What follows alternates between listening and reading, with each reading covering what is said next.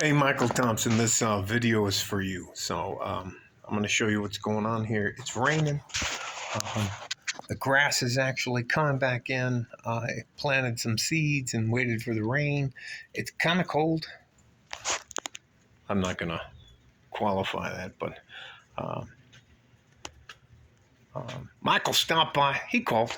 Mail's coming in over there. I'll go get it in a little bit. Michael called and wanted to know and promised he didn't call, he texted. Because young people, you know what, listen, that's just the way the culture changed. And no, I don't like it, but I accept it and I'll move on. So he texted me and asked me, hey, coach, can I come by and talk to you for a little bit? And by the way, Mr. Thompson is a mixologist. He doesn't work at a bar, but he works at a bar. He's not a bartender. He's a mixologist. So anyways, he works in one of the more affluent clubs, bars downtown, which is in the hotel. I did some fucking matter. So anyways, I'll show you the backyard. It's raining. I don't know if you can see it. I'm not going out too far. I'll go out a little bit. There's a little bit of clouds. There's the Franklin Mountains. I'm running back inside.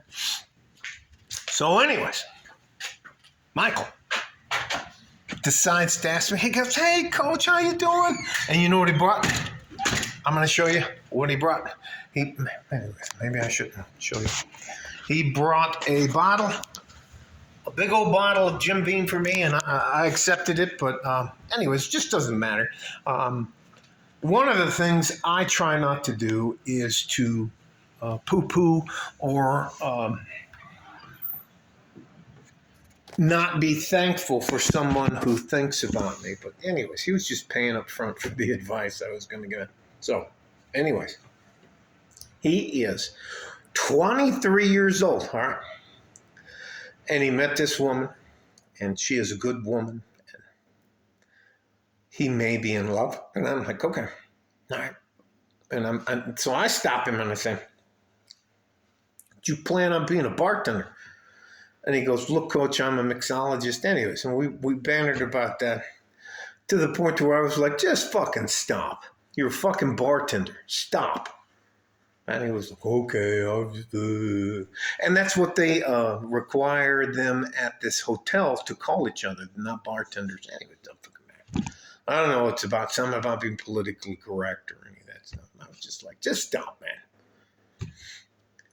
Anyways. This woman he's getting involved with, she has 3 kids, all by the same guy who lives less than a mile away from her front door. And she's older than he is. She's established. Do you know what she is? She's a predator. And anyway. And you know what? I was talking to her, and this is our 4th or 5th date, and we're getting kind of serious, coach, but I would like, can you tell me? And I said, well, what's she like? She says, well, she's a nurse, and that was my first red flag, beep. So she's masculine. Guys don't really want to be around masculine women unless they're a certain type of guy. And if you're... And I don't want to use any of the beta. If you're a beta or you're a simp, that is your perfect woman. And you know, God bless you. Have fun. Enjoy the rest of your life. Do whatever you want to be. But I'm not like that. So anyways. And he was talking to me, and she's this, and she's that. And she has a child that's 2 years older than he is. That lives at home because she has physical disabilities. And I was like, and I'm just letting it, for me, it's like, beep, beep, beep, beep. You know, when they have the nuclear warning thing, get out while you can. And then he finally, the killer part of the deal was, well, why is she single? If she's all this, why did she break up? Well, her last boyfriend was sexually fooling around with her daughter. who's older than this bartender. And that was it. I was just like, look, man, you got to get out. Cut her off, ghost her. She is not the right one, I'm telling you. And anyways, he just had to get out of there. Listen to me, guys. There are hundreds of thousands of you good average men out there. And I'm not talking about anything other than that.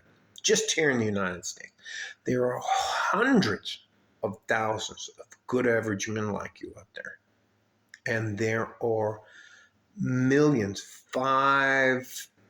tens of millions of women, not only in the United States, but to the south of us in Mexico, anywhere in Central and South America, passport bros, whatever you want to call it, whatever you want to say,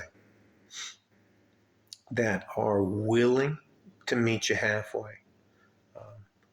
You can't settle for a woman who is damaged goods. And you cannot, I would never encourage you to be a stepfather. And I'm sure there are men that are very good stepfathers, and they found the 1 in a billion woman who is not going to call the cops on the guy when she's pissed off at him and says he sexually abused her daughter and her. Yeah, just get the fuck out of here. That's just a fucking box of nitroglycerin dynamite ready to go off at any time. And it's a card she keeps in her back pocket. If you do something too much she doesn't like, she just whips that card out and goes, hey, I'm going to fuck your life up. Anyway, so this guy's getting ready to go off and work for a company called Raytheon. And you have to pass a security clearance and all that kind of stuff. That's just extra leverage a woman can use against you. So here it is. Here's the gist of it.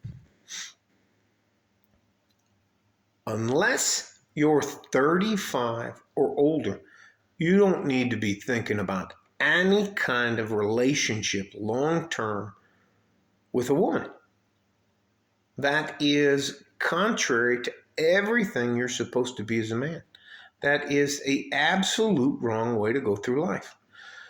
Because you will lose. You will be punished for loving somebody. You will be crushed financially, reputationally, physically. They will go out of their way to fuck your life up. Especially if they become bored with you. So, anyways, it is what it is.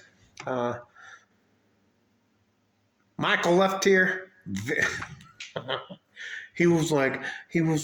tell you exactly. He was like, fuck, coach.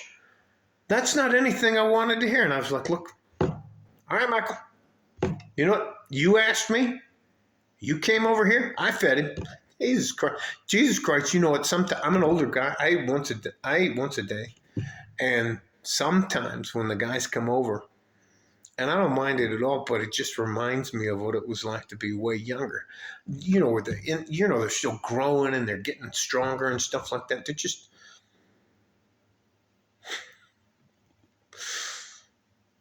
anyways, there's nothing wrong with taking care of helping out younger men.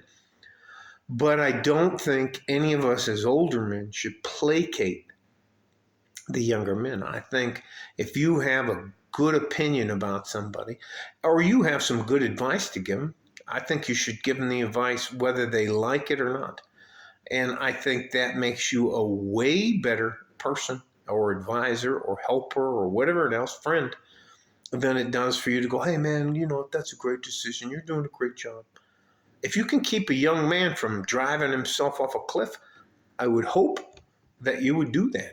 So anyways, that's all I got to say. This video is way too fucking long. So stay safe and healthy.